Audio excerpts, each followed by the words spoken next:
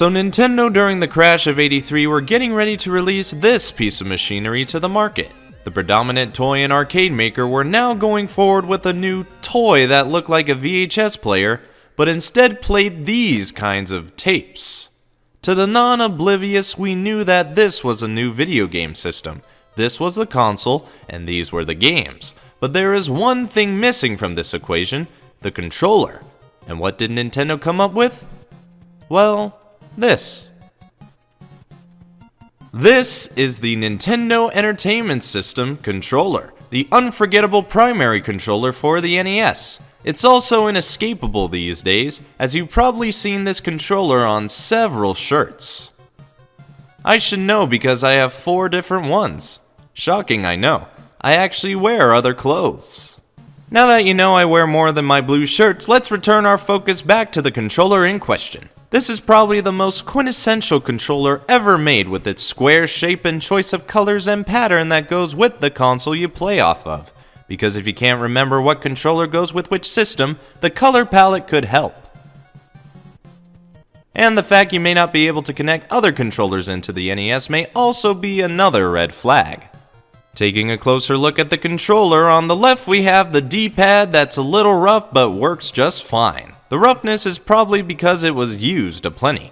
In the middle we have the start and select buttons to do what they're said to do. Toys gotta spell out everything, you know. And on the right we have the red A and B buttons to produce all the action these 8-bit Nintendo tapes can handle. Plus Nintendo's logo is above these buttons to remind you who gave you the power to play with again. Here's a rare sight you don't normally see on this controller, the back. And it's no wonder it's hardly ever shown, as all there is to see is a little rectangle reminding all who handle it is a Nintendo controller, along with the model number and the fact it was made in the land of Japan. This was so worth showing, I'm sure. Let's just move on and see what kind of games we can play with this controller. And if you haven't been paying attention or didn't know any better, this is the controller you need to play just about every game on the NES. From Super Mario Bros. To Mega Man and Contra to Ninja Gaiden, you're gonna have to wield the almighty NES controller to get through these games. You could even use it in Duck Hunt to control the ducks if it's connected into the second controller port. I pranked my mom with that tidbit.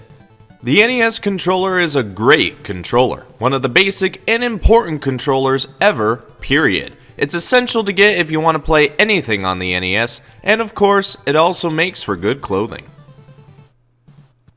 How many variants of shirts that have this controller on it do you have? If you know where I could find a blue one, please let me know.